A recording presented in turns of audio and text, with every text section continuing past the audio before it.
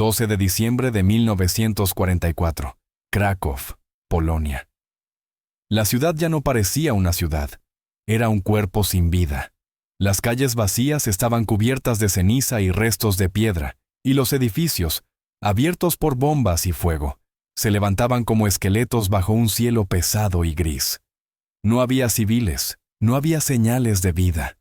Solo patrullas alemanas organizando la retirada final y equipos de demolición colocando explosivos en lo poco que aún seguía en pie. El ejército soviético se encontraba a unos 30 kilómetros al este. Todos lo sabían. La guerra estaba perdida. Era cuestión de semanas, quizá de días. En ese paisaje de destrucción total, el oficial Martin Köhler corría entre las ruinas siguiendo a un fantasma. Un desertor alemán, el soldado Lukas Brandt, 23 años. Había abandonado su puesto la noche anterior. Köhler tenía órdenes claras: encontrarlo. Vivo o muerto. Mejor muerto. Serviría como ejemplo, como advertencia para los soldados que empezaban a pensar en huir. Doblando una esquina, sus botas rompieron el silencio. Frente a él apareció un edificio de apartamentos medio derrumbado, con 3 paredes aún en pie y el techo hundido en el centro. Köhler creyó ver movimiento en una ventana del segundo piso. Subió las escaleras con la pistola levantada. Cada escalón crujía. Arriba solo había escombros y un silencio denso. Brandt no estaba. Había escapado. Köhler bajó frustrado. Estaba a punto de informar el fracaso cuando escuchó algo que no encajaba con nada. Un violín. No era su imaginación. Las notas, frágiles y temblorosas, venían desde algún punto bajo sus pies, desde el sótano. Bajó hacia la oscuridad. Encontró una puerta metálica oxidada y la empujó. Chirrió como un grito. La música se cortó de golpe. Dentro, en la penumbra, distinguió una figura humana. Una mujer extremadamente delgada, el cabello corto y sucio, los ojos enormes, llenos de terror. En sus manos sostenía un violín. Köhler la observó sin decir nada. Supo de inmediato quién era. Una judía, escondida, sola, en una ciudad oficialmente vaciada. Conocía su deber: denunciarla, arrestarla, eliminarla. Ella no suplicó ni lloró. Solo apretó el violín contra el pecho y esperó la muerte que sabía inevitable. Pero Köhler hizo algo que ni él mismo entendió. Dio un paso atrás, cerró la puerta y subió las escaleras sin mirar atrás. No informó sobre la mujer. Reportó que Brandt había huido hacia el oeste y que era imposible rastrearlo entre las ruinas. Su superior, el teniente Ernst Vollmer, lo miró con sospecha, pero no dijo nada. Esa noche Köhler no pudo dormir. Sabía que había cometido traición. Sabía que, si alguien lo descubría, sería fusilado. Sabía que debía regresar y terminar lo que había empezado. Pero también sabía que ya había visto demasiada muerte, demasiados trenes, demasiados niños, demasiados rostros borrados del mundo. Y aquel violín, ese sonido roto en medio del desastre, era lo único hermoso que había escuchado en años. 2 días después volvió al edificio. Esta vez llevaba algo oculto bajo el abrigo. No comida, algo más peligroso y más valioso. Documentos en blanco, papeles de evacuación, formularios oficiales con sellos de la Wehrmacht. Abrió la puerta del sótano. La mujer seguía allí, encogida en el mismo rincón. Al verlo, su cuerpo se tensó. «No voy a hacerte daño», dijo Köhler en alemán. Luego lo repitió en un polaco torpe. «No haré daño». Dejó una bolsa en el suelo, pan, un frasco de conservas. Después mostró los documentos. «En 3 semanas evacúan a los últimos trabajadores polacos», dijo. «Necesito tu nombre, uno falso. Y necesito que memorices una historia. ¿Quién eres? ¿De dónde vienes? ¿Qué hacías antes?» La mujer no respondió. No entendía por qué un soldado alemán querría ayudarla. «Tienes 2 opciones», continuó Köhler. «Quedarte aquí y morir cuando lleguen los soviéticos o cuando este lugar colapse. O intentar salir con los evacuados. Es peligroso, pero es una oportunidad». La mujer habló por fin. Su voz era apenas un susurro áspero, gastado por meses de silencio. ¿Por qué? Kohler no tuvo una respuesta clara. Solo cansancio, culpa, y la necesidad urgente de hacer al menos una cosa correcta antes de que todo terminara. ¿Cómo te llamas?, preguntó. Maja, respondió. Maja Lewin. Kohler negó con la cabeza. Necesitas otro nombre, uno polaco. Maja bajó la mirada y se quedó pensando. Maja recordó a una de las familias que la había escondido tiempo atrás, los Kowalski. Ana Kowalska, dijo finalmente. Kohler asintió, sacó una pluma y empezó a completar los formularios con cuidado. Según los registros alemanes, en diciembre de 1944, quedaban menos de 20 judíos con vida en toda Krakow. Maja Lewin era una de ellos. Y Martin Kohler acababa de decidir que viviría. Para comprender cómo dos enemigos terminaron confiando el uno en el otro, hay que mirar quiénes habían sido antes de que la guerra los transformara.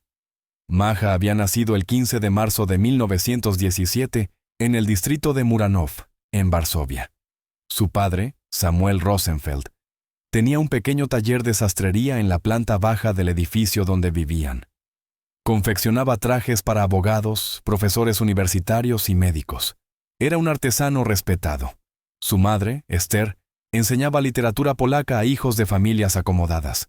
Maja tenía dos hermanos menores, David, nacido en 1928, y Jacob, en 1931. La familia se sentía más polaca que judía. En casa hablaban polaco, celebraban Hanukkah y Pesaj, pero también decoraban un pequeño árbol en Navidad para no destacar entre los vecinos. Samuel leía los periódicos en polaco. Esther admiraba a los poetas románticos del país. Maja creció convencida de que Varsovia le pertenecía tanto como a cualquier católico. Desde los 7 años mostró un talento inusual para el violín. No era solo destreza técnica, era algo más hondo. Cuando tocaba, desaparecía todo lo demás. Solo quedaba la música. Su madre la inscribió en clases privadas, y a los 18, contra cualquier expectativa, fue aceptada en el prestigioso Conservatorio de Varsovia. Era la única judía de su clase.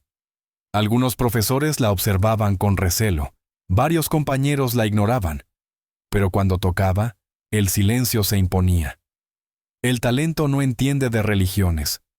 A los 23 años, en 1940, ya formaba parte de pequeñas orquestas. No era famosa ni una virtuosa internacional, pero era buena. Lo suficiente para ganarse la vida dando clases y tocando en recitales privados. La música no era solo un oficio, era su identidad, su idioma, su razón de existir. El violín que sostenía había sido un regalo de su abuelo materno, Jacob. Un instrumento italiano del siglo XIX, sin gran valor económico, pero la posesión más querida del viejo.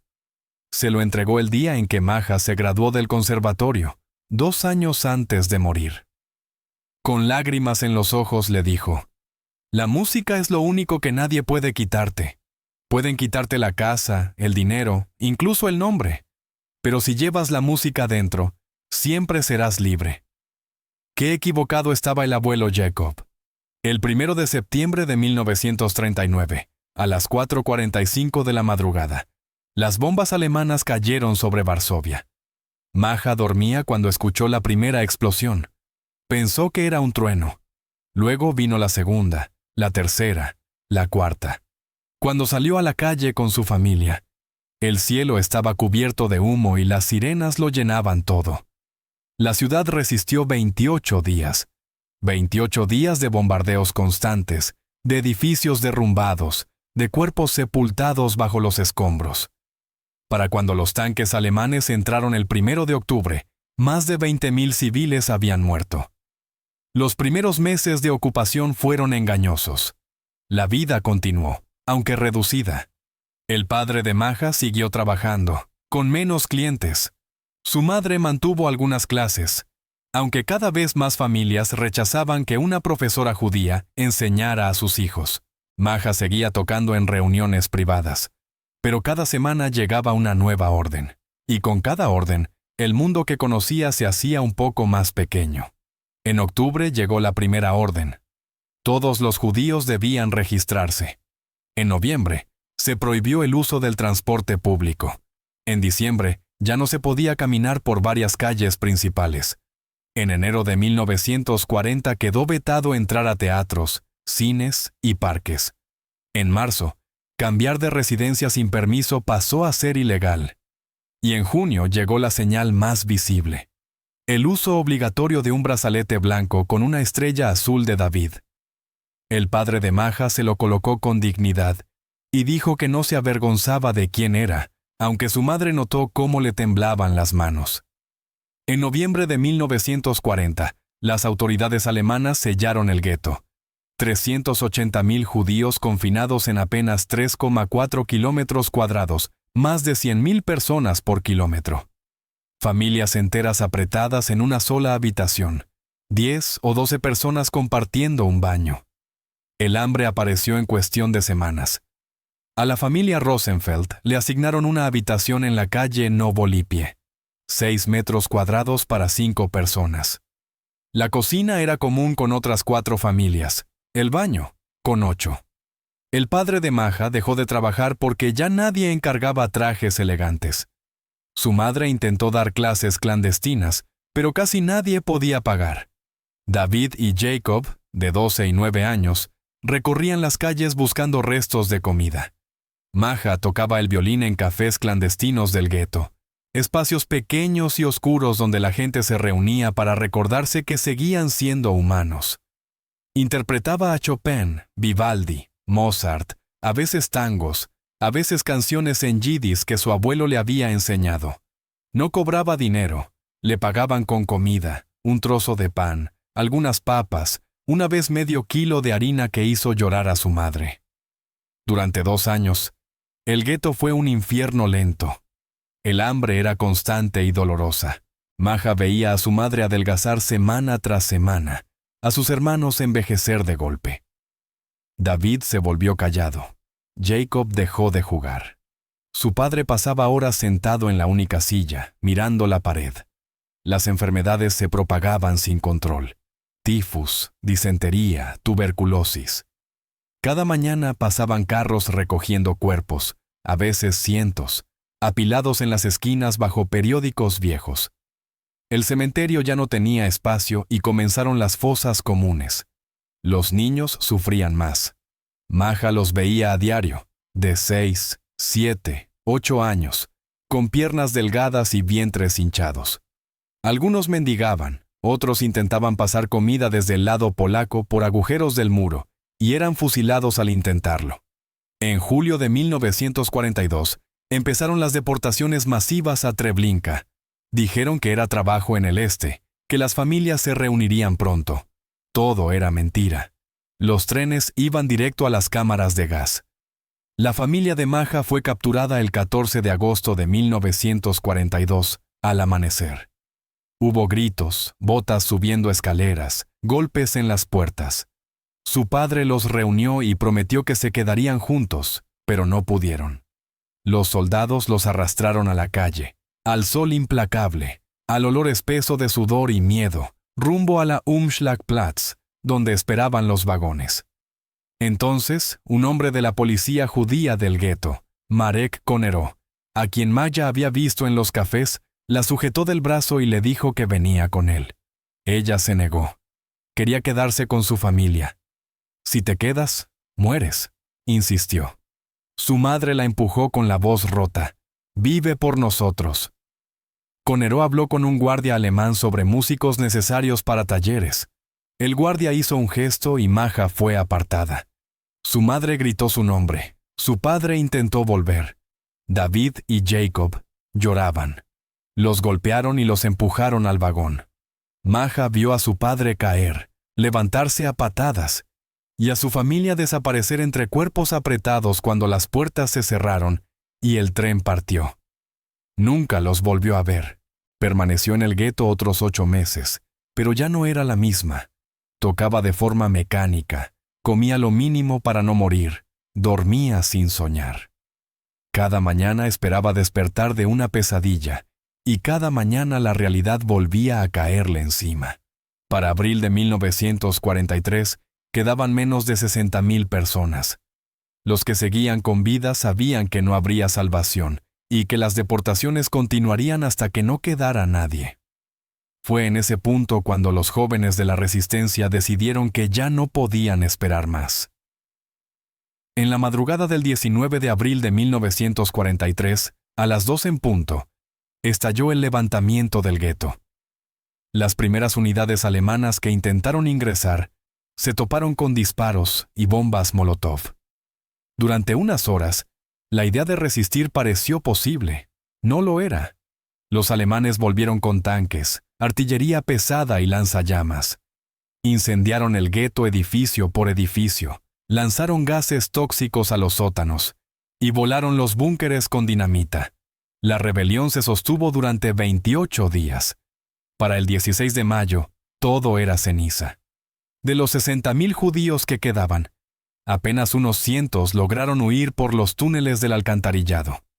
Maja fue una de ellas. La sacaron el 2 de mayo. Descendió por escaleras que parecían llevar directo al infierno. El túnel era angosto, bajo y completamente oscuro. El agua le llegaba a la cintura y el aire olía a podredumbre. Había cuerpos flotando. Caminó durante horas sin ver nada. Llevaba el violín envuelto sobre la cabeza para mantenerlo fuera del agua. Emergió en el distrito de Solivorsk cerca de las 2 de la madrugada del 3 de mayo. Cuando salió, cubierta de lodo y excremento, el cielo sobre el gueto ardía con un resplandor naranja. Todo lo que había conocido estaba desapareciendo. Durante los siguientes 18 meses, vivió escondida. Primero con la familia Kowalski, luego con los Nowak. Cada traslado era un riesgo mortal. Cada golpe en la puerta podía ser la Gestapo. Cuando estalló el levantamiento de la ciudad en agosto de 1944, ella estaba con los Nowak. Aquella insurrección duró 63 días. Murieron entre 150,000 y 200,000 civiles. Al final, la población fue evacuada. Los Nowak intentaron llevársela, pero Maja sabía que no era posible. Se quedó atrás. Durante 3 meses sobrevivió sola entre las ruinas. Se escondía en sótanos inundados, bebía agua de lluvia y comía conservas olvidadas. Perdió 20 kilos. Se le cayó el cabello, los dientes se le aflojaron y desarrolló ictericia, pero nunca soltó el violín. A veces, cuando estaba segura de que no había patrullas cerca, tocaba. No para practicar, sino para recordar que seguía siendo humana. En uno de esos momentos la encontró Martin Köhler y decidió no matarla.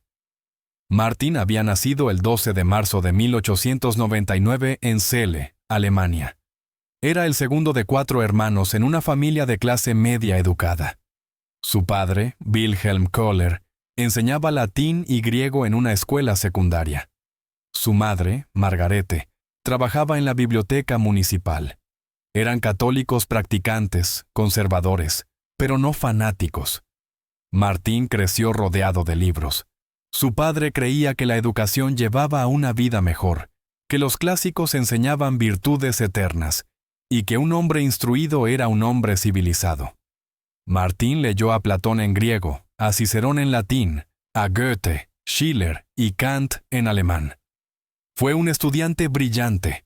Pensaba seguir el camino de su padre, convertirse en profesor y llevar una vida tranquila entre libros y alumnos. Entonces llegó 1917. Tenía 18 años cuando fue reclutado para la Primera Guerra Mundial. Lo enviaron al frente occidental en febrero de 1918. Pasó 8 meses en las trincheras de Verdún. Vio cosas para las que ningún libro prepara a nadie. Cuerpos destrozados por la artillería, soldados ahogándose en el barro, gases que quemaban los pulmones por dentro, hombres que perdían la razón y gritaban hasta que alguien los silenciaba de un disparo. El olor dulzón de la carne en descomposición nunca se iba, ni siquiera al dormir. Vio morir a su mejor amigo, Franz Müller, en sus brazos. Una granada cayó cerca y Franz perdió ambas piernas. Martin intentó detener la hemorragia con las manos, sabiendo que era inútil. Franz tardó 20 minutos en morir. 20 minutos pidiendo a gritos a su madre. Cuando la guerra terminó en noviembre de 1918, Martin regresó a Celle, creyendo que ya había visto suficiente muerte para toda una vida. Estudió en la universidad y se graduó en literatura e historia en 1922. En 1923 consiguió un puesto como profesor de secundaria. Enseñaba alemán, historia y literatura. Era respetado, paciente y justo. Sus alumnos lo apreciaban. En 1925 se casó con Anna Schulz, hija de un farmacéutico local. Fue un matrimonio sólido, basado en respeto y afecto genuino. Tuvieron 3 hijos, Gerda en 1926, Úrsula en 1928 y Friedrich en 1931. Martin era un padre dedicado. Les leía antes de dormir, los llevaba al parque los domingos, les enseñaba a andar en bicicleta y los ayudaba con las tareas. Esperaba que también amaran los libros. Vivía de rutinas simples y una felicidad modesta. Se consideraba afortunado. Nunca fue un nacionalista fanático. Cuando los nazis llegaron al poder en 1933, lo observó con inquietud. Algunos colegas se afiliaron al partido y comenzaron a saludar con el brazo en alto. Martin no lo hizo, pero tampoco protestó. Cuando llegaron las leyes raciales en 1935, cuando despidieron a profesores judíos y expulsaron a estudiantes, se sintió incómodo. Había tenido colegas judíos, buenos hombres. De pronto desaparecieron. ¿Qué podía hacer? ¿Perder su empleo? ¿Poner en riesgo a su familia? Guardó silencio, como millones. En noviembre de 1938, durante la noche de los cristales rotos, vio arder la sinagoga de Celle. Vio a los bomberos mirar sin intervenir. Vio a vecinos saquear tiendas judías y a un anciano librero, el señor Goldstein, ser golpeado en la calle. Martin se quedó mirando sin hacer nada. Esa noche escribió en su diario que había visto algo que nunca olvidaría, y que su vergüenza era haber permanecido inmóvil. Aún así, siguió sin actuar. Cuando comenzó la guerra en septiembre de 1939, tenía 40 años, y fue reclutado de inmediato. No lo enviaron al frente, era demasiado mayor. Le asignaron un puesto administrativo en logística. Le dijeron que su trabajo era vital, que servía a su país desde una oficina. Martin aceptó, se despidió de su esposa y de sus hijos, y partió hacia el este. Lo destinaron a Krakow en noviembre de 1939. La ciudad acababa de rendirse, los edificios aún humeaban, y las calles estaban cubiertas de escombros. Su tarea era inventariar edificios requisados, evaluar su estado y decidir cuáles servirían como almacenes u oficinas. Al principio trabajó sin cuestionarse nada, inspeccionaba, llenaba formularios y firmaba órdenes. Era eficiente, meticuloso, un burócrata con uniforme. Pero aquella ciudad empezó a cambiar algo dentro de él. Poco a poco, sin poder evitarlo, vio el gueto por primera vez en diciembre de 1940, apenas un mes después de que fuera sellado. El camión militar en el que viajaba avanzó por la calle Chłodna. Martin miró por la ventana y allí estaba el muro, casi 3 metros de alto, rematado con alambre de púas y fragmentos de vidrio. Detrás del muro vio los rostros, caras consumidas por el hambre pegadas a las rejas, manos extendidas pidiendo, niños descalzos en pleno invierno, ancianos sentados en la acera esperando morir. Y vio también a los soldados alemanes riendo. Uno empujó a un anciano judío al suelo y lo obligó a hacer flexiones hasta que se desplomó. Los demás aplaudieron. El conductor del camión se rió con ellos. Martin no dijo nada. Simplemente apartó la mirada. Esa noche no pudo dormir. La imagen del anciano, las carcajadas, su propio silencio. Todo giraba sin descanso en su cabeza. Fue entonces cuando empezó a escribir un diario privado. Lo hacía a escondidas, en su habitación, con la puerta cerrada. No escribía sobre logística ni órdenes militares. Escribía sobre lo que veía, sobre lo que sentía, sobre aquello que no podía decir en voz alta. En enero de 1941 anotó: «Pasé otra vez junto al gueto. Los niños tienen rostros de ancianos. Hay cuerpos en las calles y nadie los recoge. ¿Cómo hemos permitido que esto ocurra?». En julio de 1942, durante las deportaciones masivas, escribió: «Hoy vi trenes, vagones de ganado llenos de personas, sin agua ni comida. Dicen que van a trabajar al este, pero circulan rumores terribles sobre campos y cámaras de gas. No quiero creerlo, no puedo creerlo. Y aún así, sé que algo monstruoso está ocurriendo, y yo no hago nada para detenerlo». En octubre de 1943, después de la destrucción total del gueto, dejó escrito: «El gueto ya no existe. Lo quemaron todo, mataron a todos. Ya no puedo fingir ignorancia ni decir que solo cumplía órdenes. He visto demasiado, he callado demasiado. Dios me perdone, pero creo que ya hemos perdido. No la guerra. Algo mucho más importante. Hemos perdido nuestra humanidad». Martin no se convirtió en saboteador, no se unió a la resistencia ni desertó. Siguió cumpliendo su función, pero empezó a hacer pequeñas cosas que casi nadie notaba. Dejaba cajas de comida olvidadas, donde sabía que los trabajadores polacos las encontrarían. Avisaba con antelación de las redadas. Permitía salidas tempranas antes del toque de queda. Firmaba permisos falsos. Miraba hacia otro lado cuando veía contrabando de alimentos. No lo hacía por heroísmo ni porque creyera que estaba cambiando el mundo. Lo hacía porque necesitaba mirarse al espejo cada mañana. Porque necesitaba sentir que aún quedaba algo humano dentro de él. En agosto de 1944, durante el levantamiento de la ciudad, fue asignado a interrogar prisioneros polacos. Vio cómo otros oficiales los trataban: golpes, torturas, ejecuciones. El teniente Weber, un oficial de la SS de apenas 24 años, disfrutaba infligiendo dolor. Martin lo vio arrancar las uñas de un prisionero con alicates mientras se reía. Se negó a participar. Insistió en que los detenidos fueran tratados conforme a las convenciones de Ginebra. Sus superiores lo miraron con recelo, pero no podían acusarlo de nada concreto. Weber lo llamó blando. Dijo que Martin era demasiado sentimental, que no entendía lo que era una guerra real. Weber había crecido dentro del régimen y no conocía otra cosa.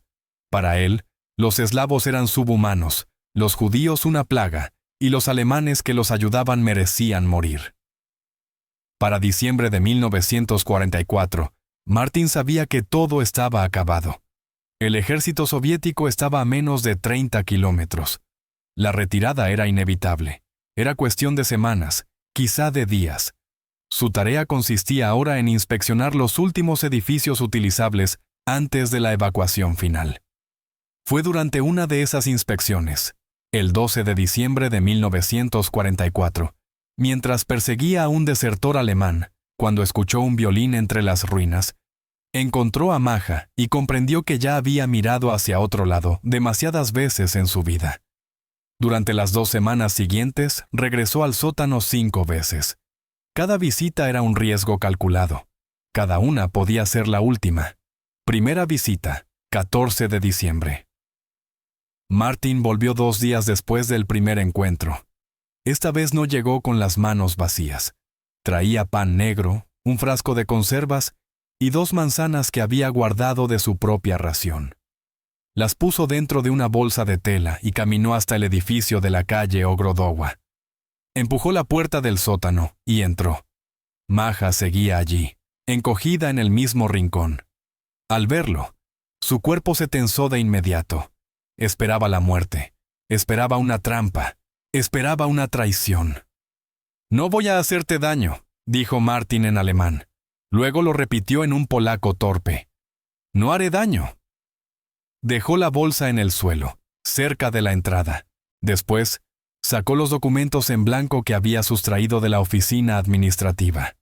Explicó con voz baja que en 2 semanas evacuarían a los últimos trabajadores polacos y que podía sacarla de allí, pero necesitaba un nombre, uno falso. Maja no respondió enseguida. No lograba entender por qué un soldado alemán haría algo así. Pensó que quizá era una trampa, un juego cruel. «Tienes dos opciones», continuó Martin. «Quedarte aquí y morir cuando estos edificios colapsen o cuando lleguen los soviéticos, o intentar salir con los evacuados. Es peligroso, pero es una oportunidad». «¿Por qué?», susurró ella. Martin no tenía una respuesta clara. Solo cansancio, culpa acumulada y una necesidad desesperada de hacer al menos una cosa correcta. «¿Cómo te llamas?» «Maja». «¿Apellido?» «Rosenfeld». «Necesitas otro, uno polaco». Maja pensó unos segundos. Recordó a la familia que la había escondido tiempo atrás. «Anna Kowalska». Martin asintió y empezó a completar los formularios. Maja no tocó la comida durante horas después de que él se fue. Pensó que podía estar envenenada. Al final, el hambre ganó. Comió despacio, esperando el dolor que nunca llegó. Segunda visita. 17 de diciembre. 3 días después, Martin regresó. Esta vez trajo más pan, un trozo de queso duro y ropa, un vestido gris gastado, un abrigo de lana y unos zapatos que no eran de su talla, pero servirían. «Tienes que parecer una trabajadora polaca», dijo. Maja miró la ropa que llevaba puesta, harapos sucios que no se había quitado en meses. Tomó el vestido con manos temblorosas. Martin se giró para darle privacidad. El vestido le quedaba grande sobre su cuerpo consumido, pero estaba limpio. El abrigo olía a naftalina y lana vieja. «Tu nombre es Anna Kowalska», empezó Martin. «Naciste en Praga, distrito de Varsovia. Trabajabas en una fábrica de municiones en la calle Targowa. Tus padres murieron durante el levantamiento. No tienes familia, no tienes nada». Maja repitió cada frase en voz baja, memorizando. Su vida dependía de recordar esa mentira sin errores. Martin sacó entonces algo inesperado, un pequeño espejo roto. Maja se miró por primera vez en meses, y casi no se reconoció. Rostro hundido, ojos apagados, cabello corto y descuidado. Parecía una mujer mucho mayor. «Es mejor así», dijo Martin. «Nadie buscará a una joven violinista con esta cara». Era cruel, pero era verdad. Tercera visita. 20 de diciembre. Cuando Martin volvió 3 días después, traía malas noticias. «Hay un problema. El teniente Weber sospecha. Ha notado que salgo con frecuencia. Me preguntó a dónde voy». Maja sintió que el suelo se abría bajo sus pies. «¿Te seguirá?» «Tal vez. Tendré que ser más cuidadoso. Vendré menos». Dejó más comida y también un documento impreso con instrucciones precisas sobre la evacuación. Lugar de reunión, hora exacta, qué llevar, qué no llevar. «Memoriza esto. Luego hay que quemarlo. No puede quedar rastro». Maja lo leyó a la luz tenue que se filtraba por una grieta del techo. 3 veces. Luego Martin lo quemó con un fósforo. Las cenizas se perdieron en la oscuridad. Antes de irse, se detuvo en la puerta. «Si algo sale mal, si me arrestan o no puedo estar allí el día de la evacuación, ve de todos modos. Los documentos son auténticos. Funcionarán incluso sin mí. Si preguntan por ti, di que el oficial Martin Hoffman revisó tus papeles hace una semana. Nunca me viste después». Maja asintió. Cuando se fue, por primera vez sintió que quizá había una posibilidad real de sobrevivir. Cuarta visita. 23 de diciembre. La cuarta visita fue la más peligrosa. Martin llegó entrada la noche, agitado. «Weber me siguió hoy. Tuve que dar un rodeo de 2 kilómetros para perderlo. No puedo venir más aquí. Si descubre este lugar, estamos muertos». «¿Los dos?» Trajo los documentos finales, todos sellados y firmados. También dejó algo que Maja no esperaba. Un pequeño cuchillo de cocina. «Si alguien intenta detenerte durante la evacuación, si todo sale mal, no te rindas sin luchar». Maja tomó el cuchillo. Era pequeño, casi inútil, pero era algo. «Mañana es la evacuación. Preséntate a las 7 en la plaza Krasinski. Segundo camión. Yo estaré allí para evitar que revisen demasiado tus papeles. Hizo una pausa y la miró fijamente. Si hay demasiados controles, si Weber está allí, no insistas. Vuelve aquí. Los soviéticos llegarán pronto, 1 o 2 semanas. Puedes esperar.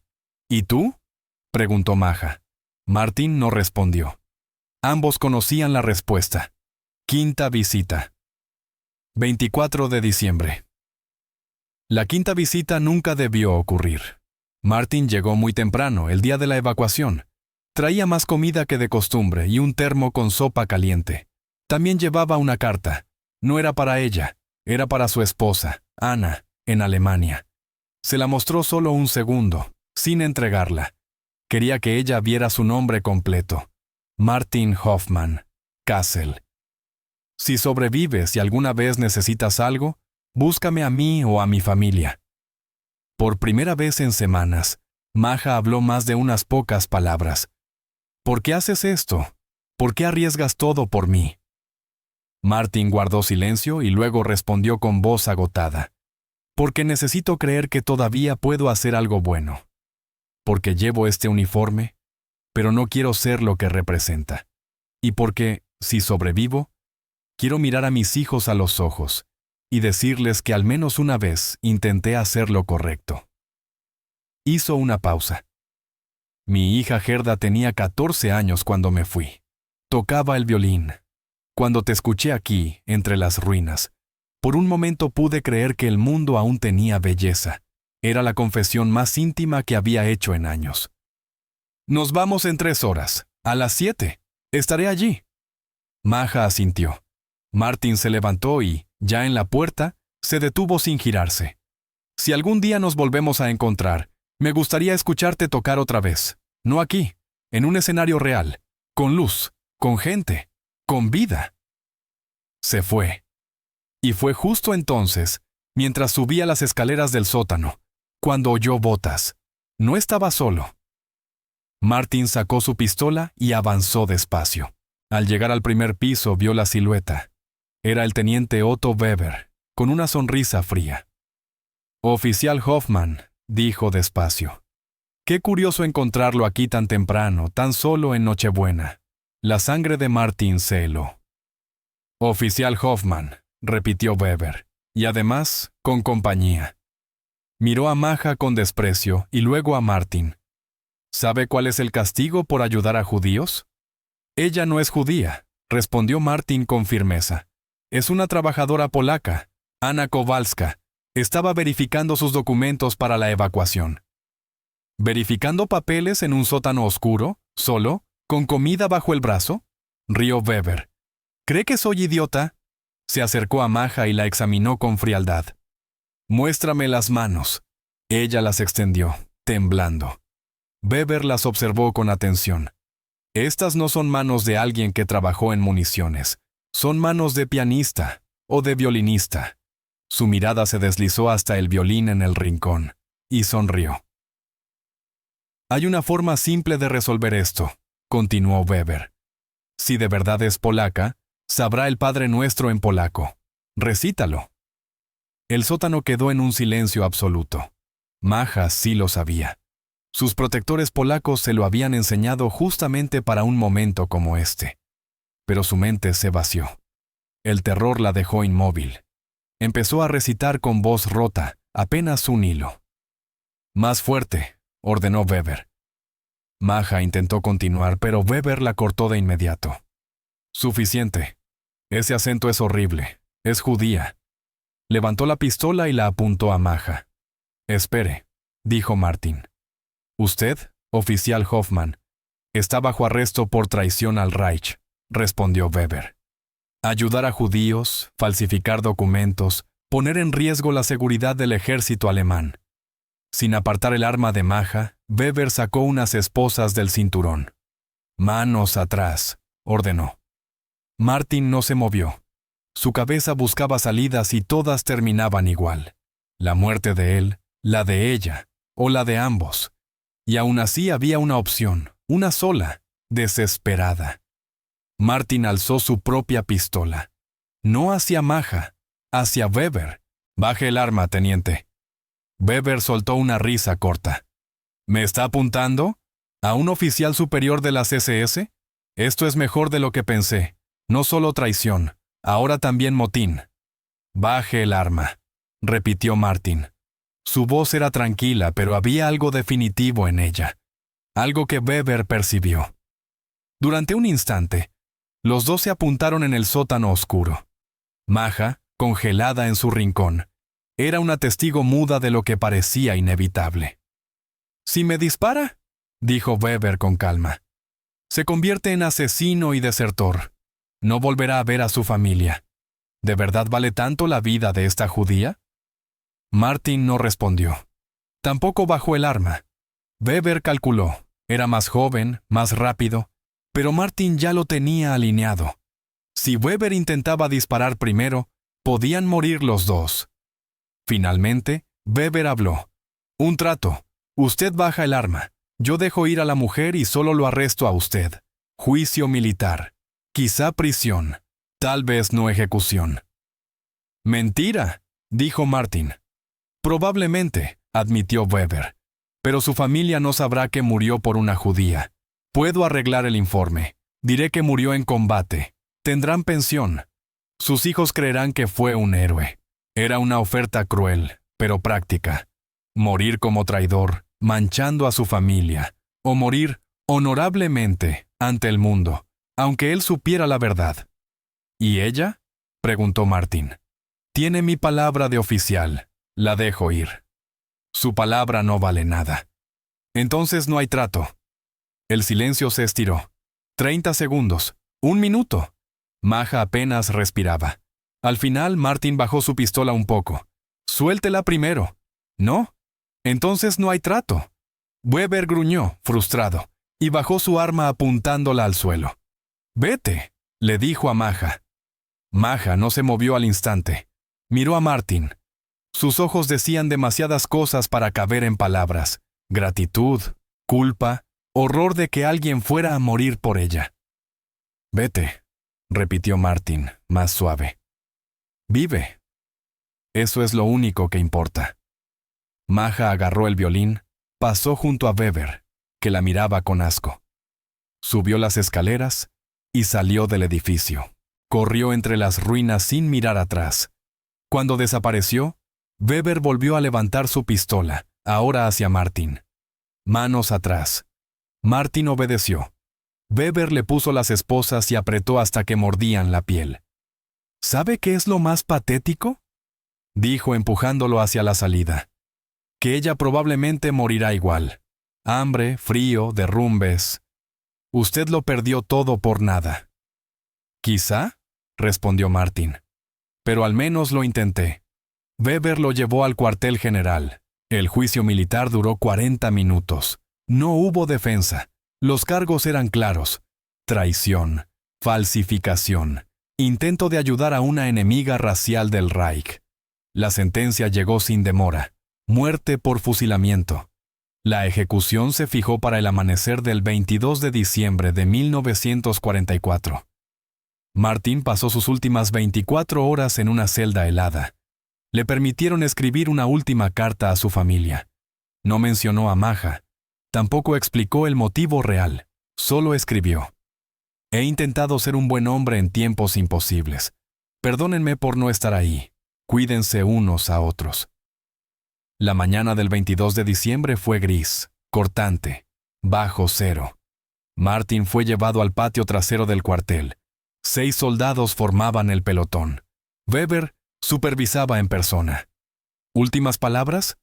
Martin miró el cielo opaco y pensó en Ana, en sus 3 hijos, en los 27 años que había sido profesor, en los libros, en las cosas pequeñas que hacían que la vida valiera la pena. Y pensó en Maja, en aquel violín sonando entre ruinas, en la última belleza que había escuchado antes del final. «Ninguna», dijo al fin. «Preparen», ordenó Weber. Los rifles se levantaron. «¡Apunten!». Martin cerró los ojos, no por miedo, sino por una calma extraña. Fuego. Los disparos retumbaron en el patio vacío. El cuerpo de Martin cayó sobre la nieve sucia. Tenía 45 años. Había sobrevivido a una guerra mundial para morir en otra. No como héroe ni como villano, sino como un hombre que intentó hacer lo correcto en el momento equivocado. Weber ordenó enterrarlo en una fosa común sin nombre. El informe oficial diría que murió combatiendo saboteadores polacos. Su familia recibiría la pensión. Sus hijos no conocerían la verdad. Weber creyó que había ganado. Eliminó a un traidor y estaba seguro de que la judía moriría igual. Se equivocó. Maja escapó y corrió hacia el oeste. Encontró refugio en los restos de una iglesia quemada. Durante 4 días se escondió allí, comiendo lo que Martin le había dejado. Esperó el 24 de diciembre de 1944, Nochebuena. Los últimos 3 camiones de evacuación salieron de Kraków rumbo al oeste. Llevaban a los últimos trabajadores polacos y a algunos soldados heridos. Maja observó desde las sombras. Vio cómo cargaban, cómo revisaban documentos. Martin no estaba, tal como había prometido. Ella no sabía por qué, pero temía lo peor. Aún así, tenía los papeles en el bolsillo, el nombre falso memorizado y la historia aprendida al detalle. Cuando el segundo camión estaba casi lleno, Maja salió de las sombras. Caminó con paso firme, sin vacilar, como si tuviera derecho a estar allí. Le extendió sus documentos a un sargento aburrido que apenas los miró. Anna Kowalska, fábrica de municiones, dijo con claridad. Él comprobó los sellos, todo parecía perfecto. La firma era auténtica. Asintió. Sube. Maja subió al camión y se sentó entre otras mujeres polacas. Nadie habló con ella. Nadie la miró 2 veces. Solo era otra persona intentando escapar de las ruinas. Los camiones partieron al atardecer. Maja miró por última vez hacia la ciudad destruida, hacia el sótano donde un soldado alemán decidió que su vida valía algo. No sabía que Martin había muerto 2 días antes. No sabía que lo habían ejecutado por ayudarla. Lo descubriría mucho después. Viajaron hacia el oeste durante 3 días. Pasaron por pueblos destrozados, columnas de refugiados y soldados alemanes en retirada que ya entendían que todo estaba perdido. El 27 de diciembre llegaron a un campo de refugiados cerca de Łódź. Allí registraron a los trabajadores polacos y les asignaron barracones. Maja, ahora oficialmente Anna Kowalska, recibió una cartilla de racionamiento y una cama compartida con otras mujeres.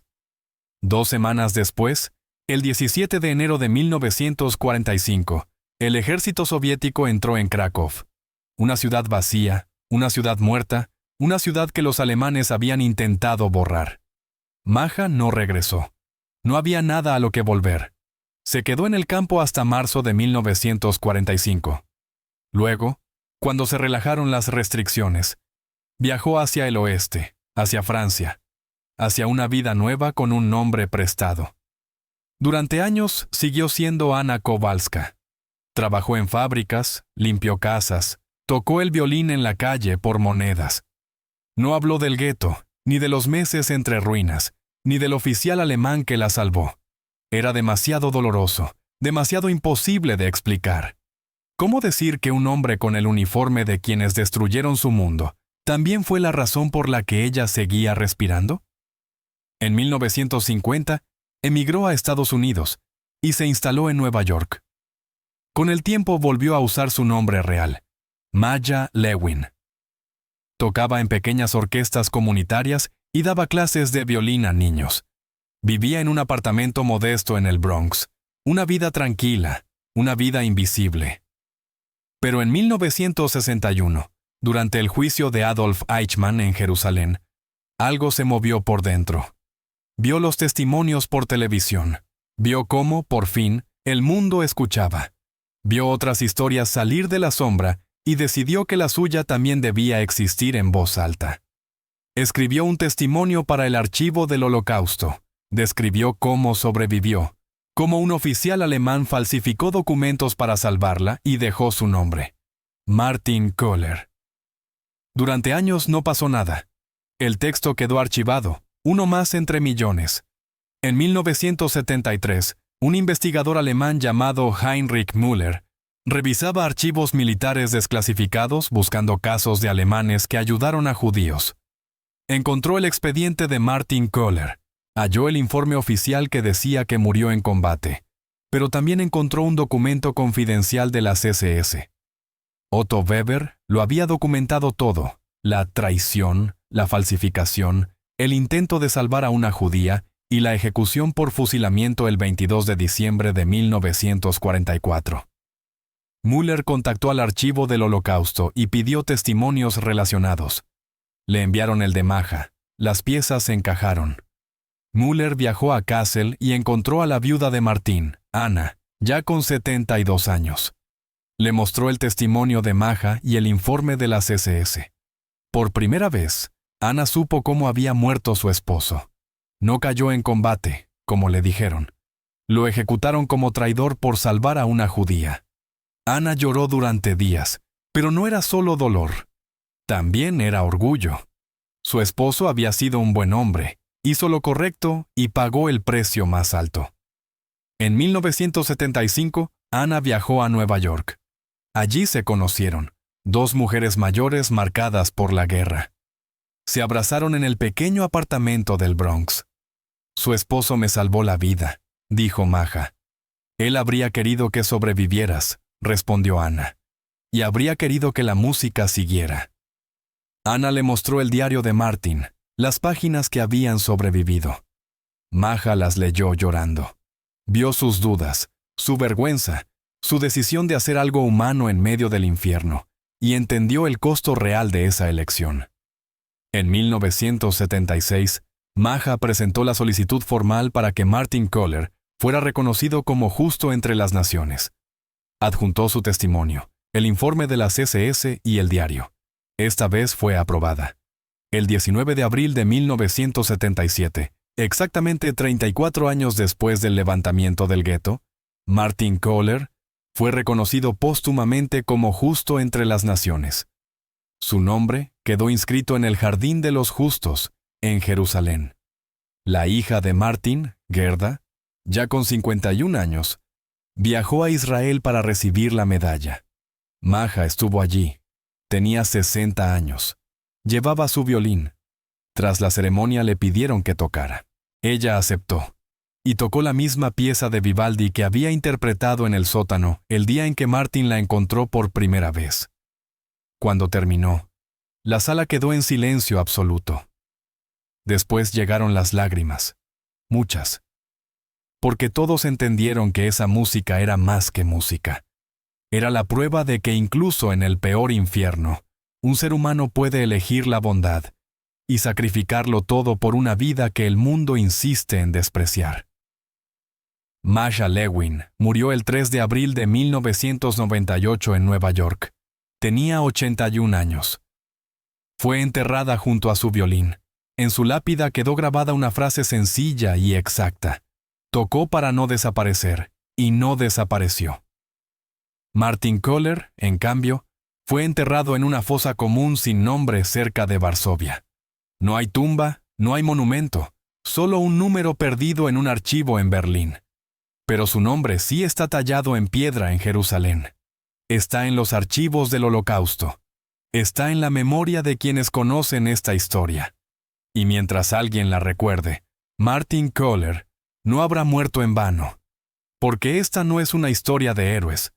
Los héroes suelen ser figuras excepcionales que hacen cosas extraordinarias. Esta es la historia de una persona común que, en circunstancias extremas, eligió hacer lo correcto cuando lo más fácil y seguro habría sido mirar hacia otro lado. No salvó a miles.